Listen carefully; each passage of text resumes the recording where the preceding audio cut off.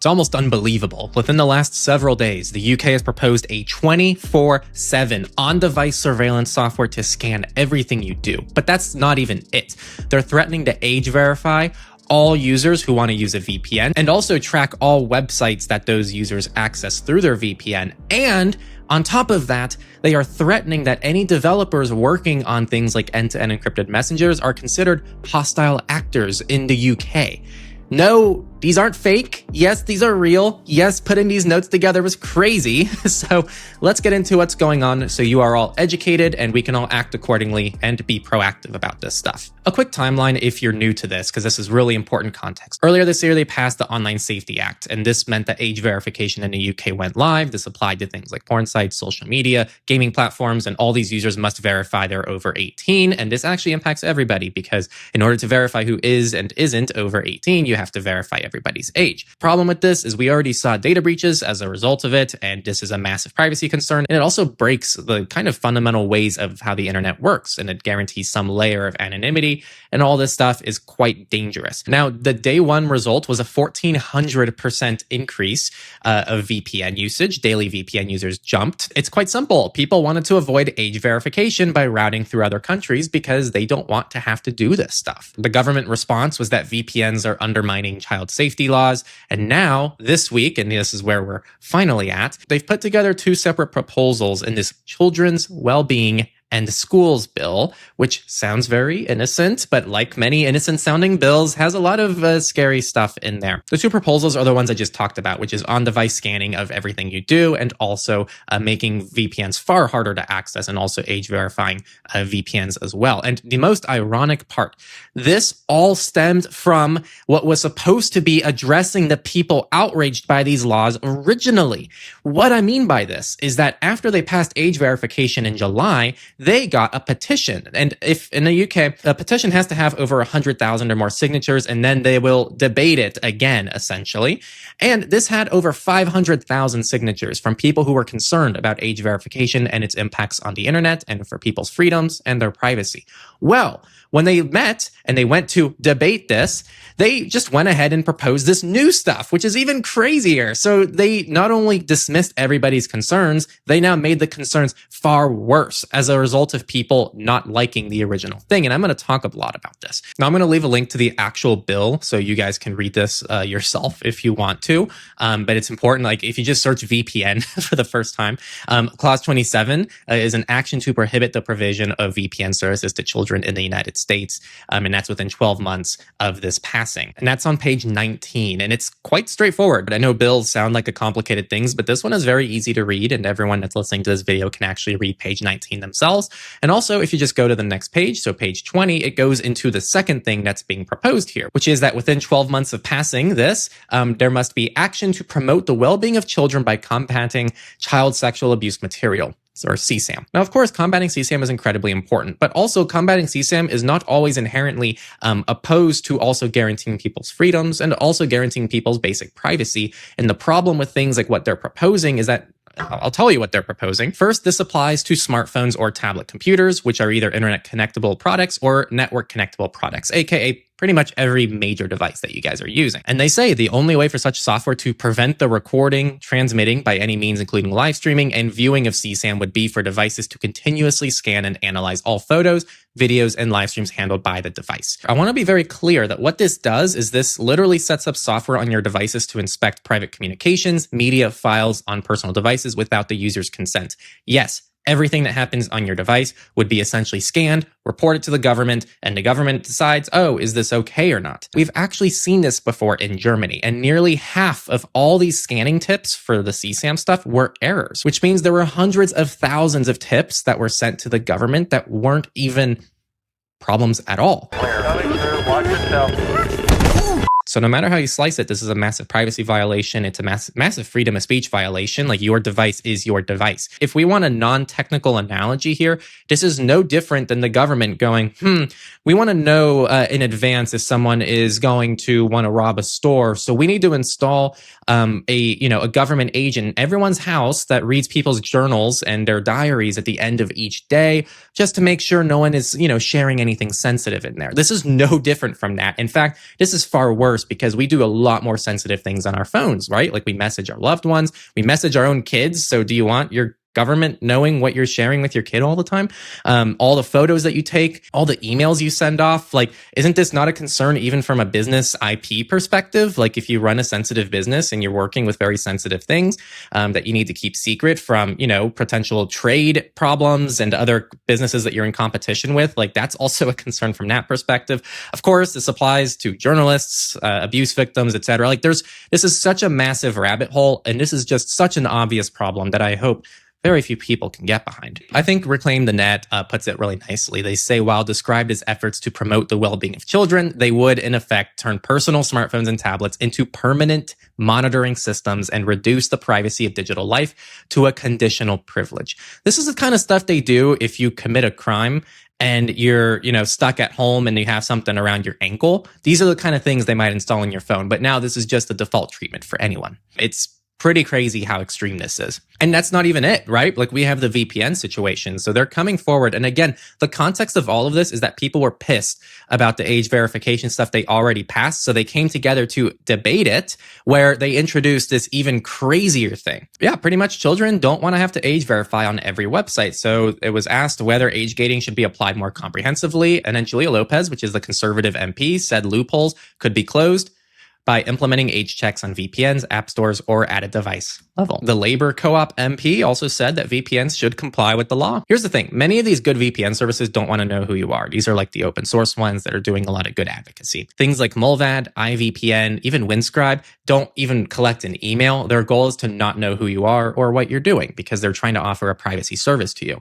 So this kind of violates the entire way that VPNs even trying to function. And what this does is tries to make it a requirement for you to have to upload your ID to access a VPN service. And this applies to free and paid VPNs. It's going to, again, require some kind of government ID or a facial recognition scan or a credit card check or third-party age verification service. So this creates a database of who uses VPNs and when. It also requires VPNs to log user data. So even if this is like, okay, fine, I'll age verify myself once. No, this actually has other implications as well, where every website you access using a VPN is also collected. This is actually the government actually trying to install something that's actually scanning everything you do 24/7. Like this is real. This isn't some hypothetical what if. This is real. So this needs to be taken seriously. I'm going to dive a little bit more into how they're almost trying to make developers out to be criminals who develop things like WhatsApp and Signal. But very quickly, I have a quick message from our sponsor of the video that is actually quite relevant to the things we're talking about. This part of the video is sponsored by Proton, and here's why it matters for what we're covering. We keep talking about these legislative threats like chat control, VPN bans, age verification, breaking encryption, and if you're still using Gmail, iCloud, or Microsoft for everything, you're just one law away from having that access compromised or surveilled. Proton is here to give you that alternative. It has encrypted email, encrypted cloud storage, an open source VPN that respects your privacy, and they can't read your content because it's end-to-end encrypted. Switching might feel overwhelming, but Proton even makes that straightforward. Their import tool pulls your Gmail contacts and emails. Proton Drive works very similar to Google Drive in the web. Proton Pass migrates your existing passwords, and you can do this all in an afternoon at this point. We use Proton Mail and Proton Pass and many other Proton products back here to run Techlore and even make some of these videos because the threats that we cover aren't just abstract threats. They're real, and moving to services that can't be compromised anywhere near as easily is one of the most effective actions that you can take. Links to Proton are in the description. Thank you, Proton, for sponsoring this part of the video. And now let's continue to talk about these threats. So there was a new report put out by the government's independent reviewer of state threats legislation and independent reviewer of terrorism legislation. And I wish that had an acronym, but they put out this report. And of course, you can find sources for everything down there. This one's a little bit longer and harder to track though, so I will be relying more on Tech Radar here. He essentially warns that developers of apps like Signal and WhatsApp could technically fall within the legal definition of hostile activity simply because their technology makes it more difficult for UK security and intelligence agencies to monitor communications. The report also notes that journalists carrying confidential information or material personally embarrassing to the Prime Minister on the eve of important treaty negotiations could face similar scrutiny. So yeah, let's scare the developers of people building open source tools like Signal, who are just building basic end-to-end encryption, which is something anyone can roll. Let's make them out to be criminals, let's also warn journalists that if they have anything embarrassing to the prime minister, that they should just be careful about that. This all comes across as having really good intentions in mind for the people in general. The rebuttals are really, really good. It's clearly not understood that any such software could fall prey to hackers. This is like the inherent downside in this stuff, besides the obvious freedom and privacy violations. But it is clear that for many lawmakers, encryption is viewed primarily as an obstacle to law enforcement. This stands in sharp contrast to the view of digital rights experts who stress that the technology is vital for protecting privacy and security in an online landscape where cyber attacks are rising. The government's signposts end-to-end encryption as a threat, but what they fail to consider is that breaking it would be a threat to our national security too. And that's from the CEO of Index on Censorship. Again, what they're doing is quite literally censorship. This is like real government censorship, guys. This isn't a joke. And it's worth mentioning that both companies have previously pledged to leave the UK market rather than compromise their users' privacy and security. And this also was in light of earlier this year when the UK tried to ban Apple's iCloud end-to-end encryption via advanced data protection, which was a whole thing I covered as well, which is also very frustrating. Now, I'm going to talk a little bit more about timelines and what to expect and what to do, but I do just want to quickly outline that there is a global pattern here. You know, we just talked about Australia, who banned social media for under 16s, which also requires age verification, and it's expecting platforms to have to stop under 16s from using VPNs to evade the ban. So we could see similar anti-VPN rhetoric come out of Australia. The United States has 25 states with age verification laws, and VPN usage spiked consistently in some of those areas. And now we're seeing some VPN ban attempts in Wisconsin and Michigan that I also did coverage for. The European Union has Chat Control 2.0, which includes age verification, and this is still continuing, and I've been doing coverage for that as well. And that also could lead to some concerns around VPN usage. So again, it's really important for us to pay attention to the cycles here, which is we pass these ultra restrictive, hard to enforce age verification laws. I would argue almost impossible to enforce. VPN usage spikes because people don't want to jeopardize their own data and information. And then they claim VPNs are there to undermine safety, even when VPNs ironically could be keeping these people a lot safer. And then they propose VPN restrictions. And if the VPN is blocked, it's much harder to have this censorship-free internet that we mostly have nowadays. So what's next here?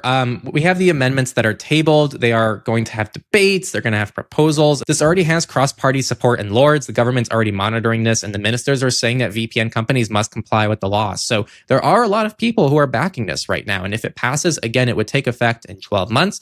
VPN companies would have to implement age verification or simply leave the UK altogether. All new devices would also have surveillance software, so there's nothing you can do there. And also non-compliance equals penalties or blocks. The ironic part about all of this to me is that this is all being done because their original age verification laws from July were a bad idea. Experts warned of all of these consequences, as well as people in government who opposed this stuff. They had all the information. Experts said that people would try to bypass it, and the public was pissed about it and even had over 500,000 signatures to tell them, no, we don't want this. So now instead of taking this as an opportunity to back out and undo some of the damage they've already caused, they're doubling down to create some of the world's most dystopian surveillance it's ever seen, which has also been shown to not really work and invades everyone's freedoms and privacy along the way. It is mind-boggling to me, and history will look back at this in absolute disgust. So, all right, Henry, what do I do? Henry's here to tell you what to do. So, first, I'm going to say it again, contact your MPs before that Commons vote. The sooner you do this, the better. We need as many of you as possible to be contacting these people, signing any petitions you get your hands on. Do what you can, please. And you know what? If they meet again and they say, whoa, we got a lot of petitions or people don't like this, time to make it more restrictive, then you keep contacting them. They can't say that you guys did an outrage. It's still important to make your voice heard, even if they don't listen. Ideally, or if you don't want to do that, support organizations who are fighting on behalf of you. So you have the Open Rights Group that's doing some wonderful work, and you also have bigbrotherwatch.org.uk. Of course, all of this is in the description, so you can actually follow this stuff directly. If you think that you're not in the UK and you don't have to care about this, that is not true either. The UK not only sets precedent for other countries, but we have pretty much every region in the world right now doing similar stuff, whether you're in the US, whether you're in the EU, whether you're in Australia. So your calls to action are pretty similar, which is contact your representatives anyway, and also support your local organizations that are fighting this anyway. Each country that does this makes the global internet much harder to defend. What you can do now. First, use VPNs while you still can without ID requirements. They are genuinely useful tools. We have recommended VPNs on our Privacy Tools website, and you can even go to our full VPN chart. That is open source. So if any of you find any issues or anything, just go ahead and report that. But you can go ahead and compare some different VPNs and like the different privacy features that they include. Next, move to end-to-end encrypted services. Proton was obviously the sponsor today, and they're a great service, and I do genuinely recommend them. But even things like Tuda, even things like StartMail, things like Signal, all of these things are end-to-end encrypted services, and all the tools on our resources are going to be part of this fight too. So all of them are equally important. Additionally, something I do want to get out there, because this is really important, right? Like, what if let's say, we're expecting worst case scenario where end-to-end encryption no longer exists in the UK, VPNs are age verified and have to track you anyway, and then we also have scanning happening on your devices and everything they want to do. What happens then, Henry? Well, that's when we have to start relying on less centralized services. So just have them kind of ready and start thinking about them. I don't think we're anywhere near this point yet. But Briar, for example, is Tor routed. It's end-to-end encrypted. It's peer-to-peer. There's no easy way to block something like Briar. It's quite censorship resistant. And even things like Session or SimpleX are going to be a little bit more censorship resistant, and are not a centralized organization like Signal that has to still comply with some laws. Same thing with VPNs. We always have the Tor browser, and that is something that is going to be a little bit harder to block. So maybe start thinking about these things, and maybe you can start playing around with those tools. Ideally, we never need to use them, but it's something to start thinking about. And of course, finally, spread awareness. Like, it can be this video, it can be an article that you like in the show notes, it can just be you talking one-on-one with someone. Talk about this with people. Not everyone is really following what's going on. Most people are just working full-time jobs. They don't think about this stuff. They don't know what's happening, and they might not even be technical, and they might think it's a good idea. It sounds like good stuff. They're presenting it with really good marketing of how this can keep children safe. But when you actually explain how this stuff works, it's very creepy stuff that most people don't actually support. So talk about it with people. This affects everyone, not just people with something to hide. This means literally all of you watching,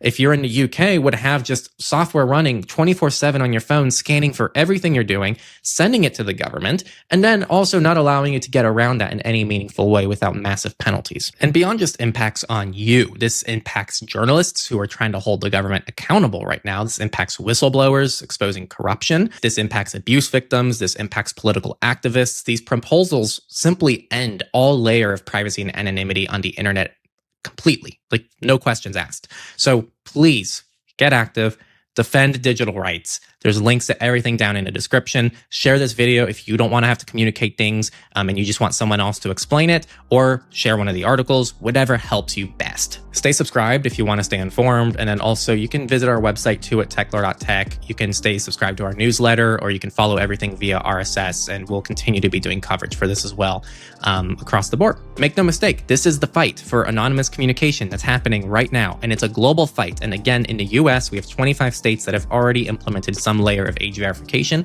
and it's not going to stop there. And 2 states have already proposed VPN bans. So go check out my video about the US and their VPN bans happening there, because that is also some spooky stuff too if you're in the US. Check that out, and I'll see you next time on Techlore. Make sure to get involved.